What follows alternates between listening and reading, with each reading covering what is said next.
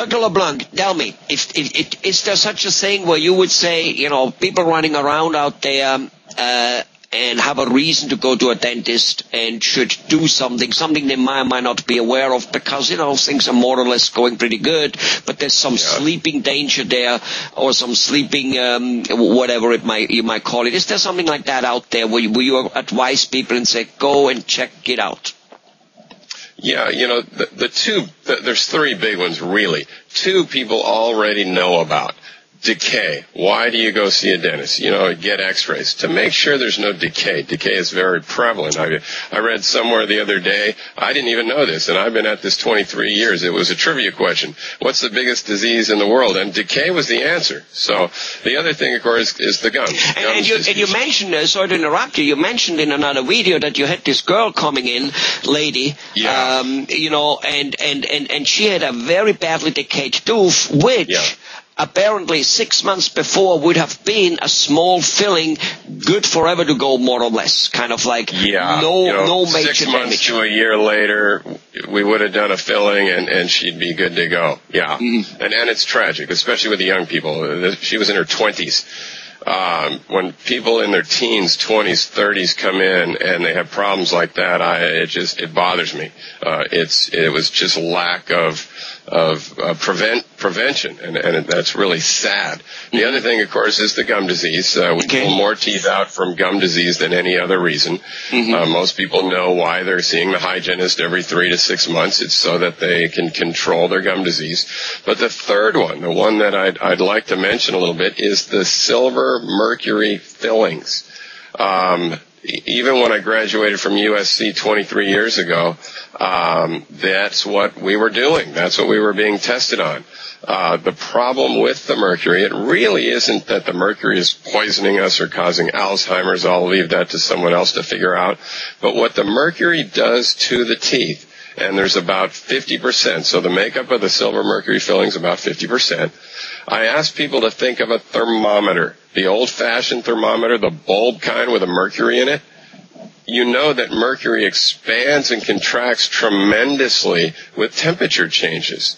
So when I look at the thousands of teeth that I've seen with mercury fillings, they crack your teeth. As you're eating hot and cold foods and liquids, your silver fillings are expanding and contracting, breaking your teeth. So people come in with the silver fillings, I show them on our intraoral camera, and they go, my gosh, can you save that tooth?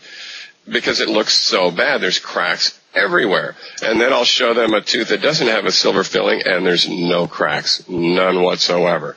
So, and then, of course, they break down around the edges, and you get decay around the silver fillings as well. So silver fillings, silver mercury fillings, are the one thing I don't think people understand just how much damage they do to their teeth. That's a very interesting point you're bringing up about, the expanding of the silver. Because, it's true, and I don't think there's lots of talk about that. There's the poisoning, yes or no, and that may or might not be. But then again, lots of dentists will say that as long as it is contained well, there's really not that much danger of the poisoning. But the point is, you say it cracks it. It's like a bottle of beer. Put it in, freeze it, and bang, there it is. And, it may be on the way down, but either way, the expansion and the traction does it. Silver fillings are a dentist's best friend because of the damage they do to the teeth. But, so it's not the chocolate, huh? It's a little of that and a little of this, but I'm just saying I don't think people understand how much. They can look at it money-wise, they can look at it time-wise, they can look at it agony-wise. But, get those silver mercury fillings replaced. They will save you time, they will save you money, and that will save you agony.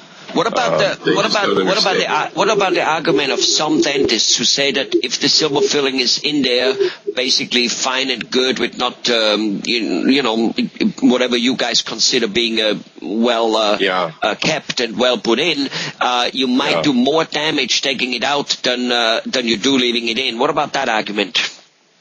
If a silver filling is very small, with no hint of any decay, I would say I'd probably leave it in. If it's of any size at all, And I can't remember the last time I took a silver filling that was more than a few years old out that didn't have some decay under it.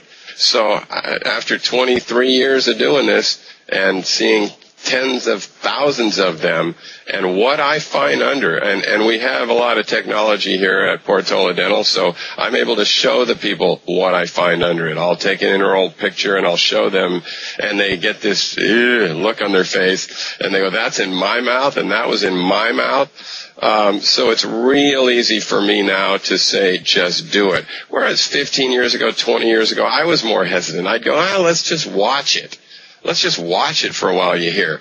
If you go to a dermatologist and he says, hey, you got a cancer, let's just watch it. Right? Let it watch crack. If you go to an oncologist and he says you got a cancer on your arm, and then he says, why don't we watch it for a while? It's not that bad yet.